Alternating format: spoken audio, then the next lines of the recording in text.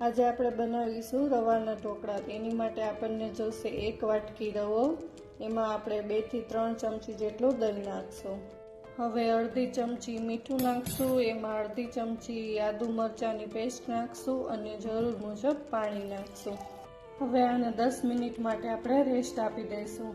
એની ચટણી બનાવી લઈએ। એના માટે કોથમીર, ફુદીનો, આદુ મરચાં, બ્લેક પેપર, બ્લેક સોલ્ટ અને 1 ચમચી દહીં નાખીને હવે આને પીસી લઈએ આપણે। હવે આમાં આપણે અડધી ચમચી ઈનો અને 1 ચમચી ઓઇલ નાખી થાળીમાં મૂકી એમાં લાલ મરચું અને બ્લેક પેપર નાખી દઈએ। હવે આને 20 થી 25 મિનિટ માટે સ્ટીમ કરી લઈએ। એનો આપણે વઘાર કરી લઈએ। રાઈ, જીરું, લીમડો અને મરચાંથી અને ચટણી સાથે સર્વ કરીએ।